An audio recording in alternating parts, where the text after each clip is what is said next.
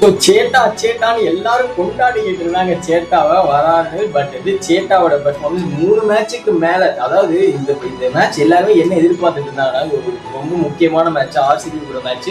So இதை காப்பாற்றி, ஏன்னா ஆர்சிபி ஃபேன்ஸ் ட்ரோல் பண்ணுறது தெரியும் எல்லாத்துக்குமே. ஸோ சேட்டா இந்த மேட்சை ஜெயிக்க வச்சுட்டாருன்னா சேட்டாவை தூக்கி வச்சு கொண்டாடி இருப்பாங்க. முக்கியமான மேட்ச் சேட்டா ஜெயிச்சிட்டாரு, ஆனா சேட்டா ஃபெயில்டு. இந்த ஒரு முக்கியமான மேட்ச்ல மட்டும் சேட்டா ஜெயிச்சு கொடுத்துருந்தாருன்னா நேரத்துக்கு என்ன நடந்திருக்கும்? சிஎஸ்கே ஃபேன்ஸ் எல்லாரும் தூக்கி வச்சு கொண்டாடி இருப்பாங்க. பட் சேட்டா ஃபெயில்டு. கீப்பிங், டெசிஷன் எடுக்கிறது எதுலையுமே சேட்டா அந்த அளவுக்கு பண்ணலையோ, அவரோட இன்டென்ட்டே ரொம்ப கம்மியா இருக்க மாதிரி தான் ஒரு ஃபீல் கொடுத்துருது எல்லாத்துக்குமே. இன்னும் கொஞ்சம் சேட்டா இறங்கி வச்சு ஏதாவது ஒரு டாமினன்ஸ் பண்ணி செஞ்சா மட்டுமே சிஎஸ்கே அடுத்த கட்டத்துக்கு கொண்டுட்டு போக முடியும். ஏன்னா இப்போதைக்கு ஓரளவுக்கு சீனியர் பிளேயரா வேல்யூபிளான பிளேயர்னா இங்க இருக்கிறதுல சேட்டா மட்டும்தான்.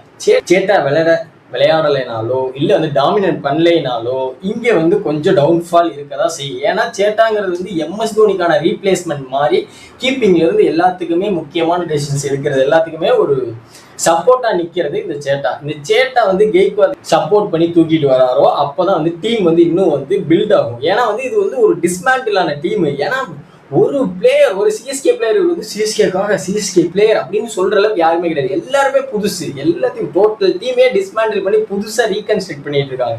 இன்னமும் 1% ஹோப்ல இருக்காங்க எல்லாருமே. என்ன ஹோப்னா இந்த ஒரு மனுஷன்